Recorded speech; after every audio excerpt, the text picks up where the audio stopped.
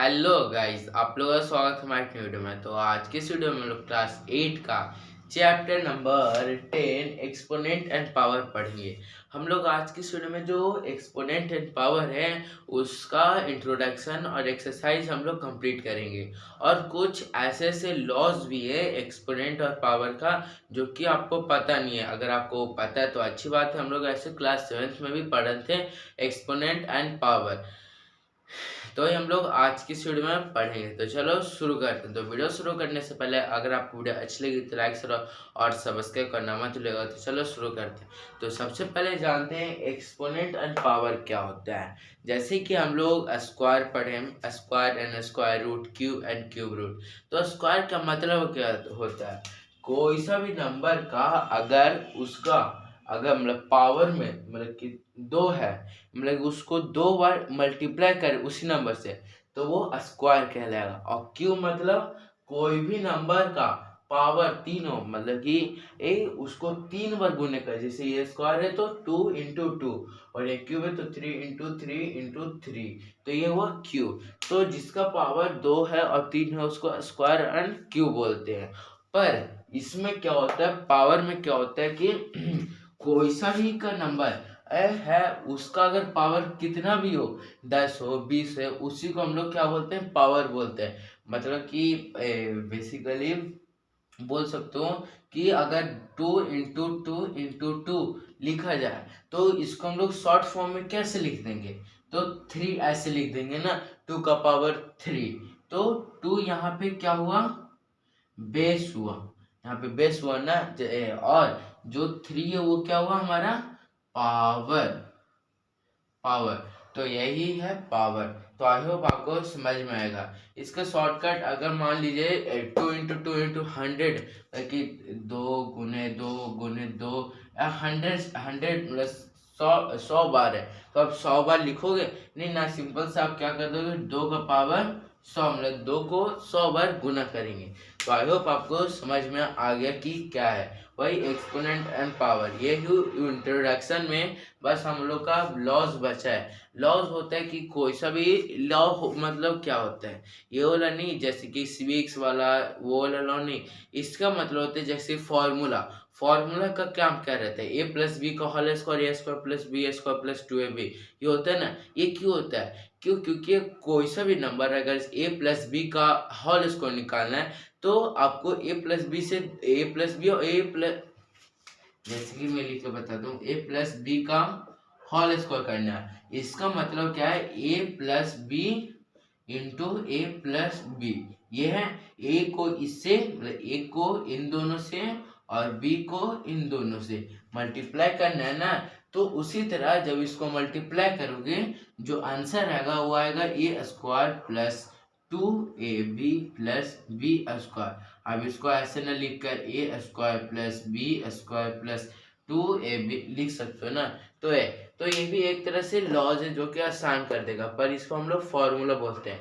और exponent of power में laws होता है, जैसे कि अगर मान लीजिए ए का पावर अगर ए में और डिवाइड में है, ए का पावर क्या है, एम। एम है दोनों का क्या बोलते हैं, ए का पावर एम है, तो ये होगा तो सही था। तो अब इसको क्या आप करोगे, अगर मान लीजिए 2 का पावर 2 है और नीचे भी 2 का पावर 2 है, तो ऐसे लिखोगे आप 2 इंटू 2 बाई 2 इंटू 2, ऐसे से काटोगे नहीं ना। सिंपल सा आप क्या कर दोगे, देखिए सिंपल सा आप क्या कर दोगे, ए का पावर ए का होल स्क्वायर कर सकते हो, या तो फिर यहाँ पे बी आप लिख दीजिए बी।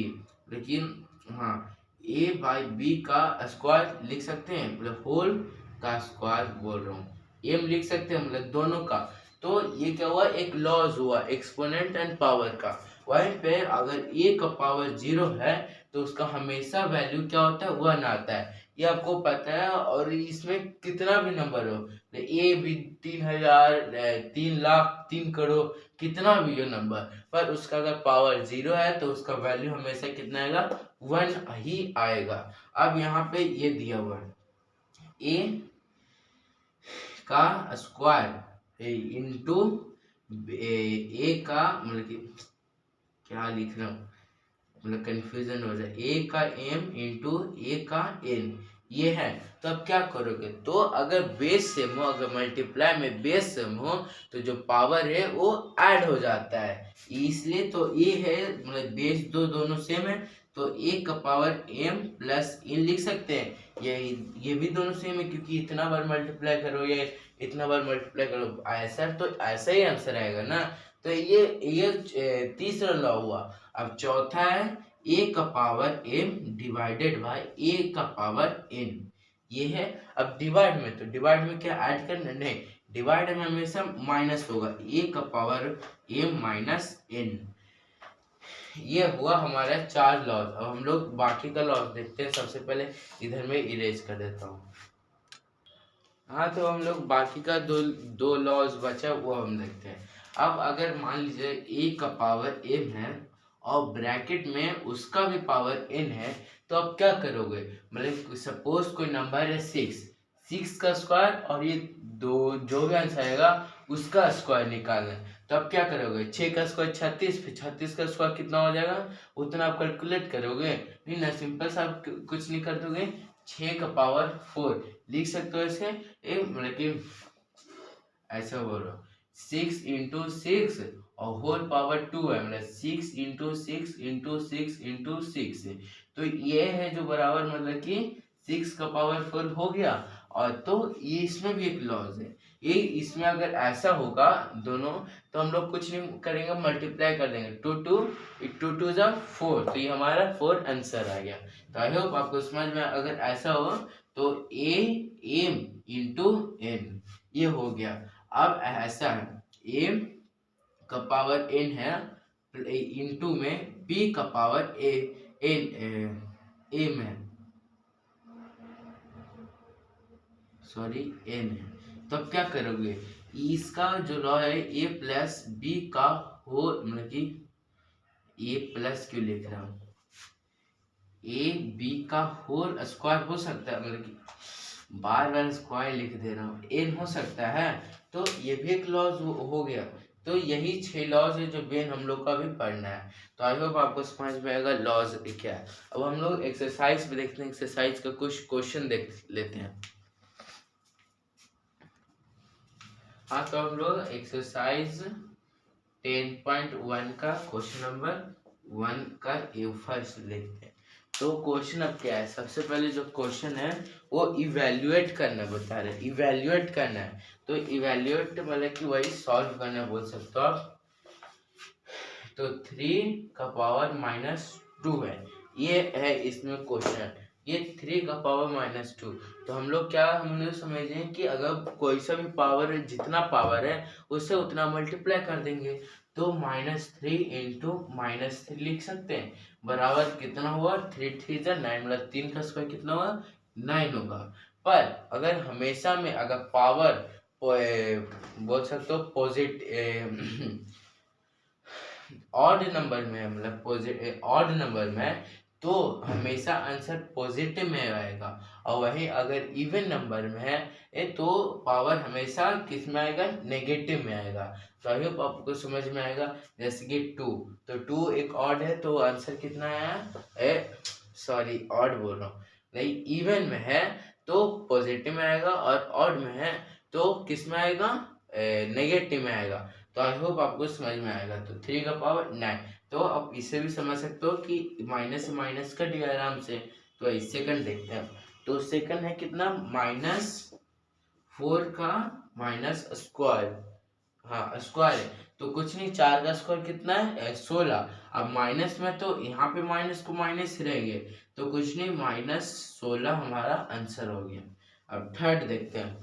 तो थर्ड में क्या है, 1/2 का पावर 1/2 होल का पावर -5।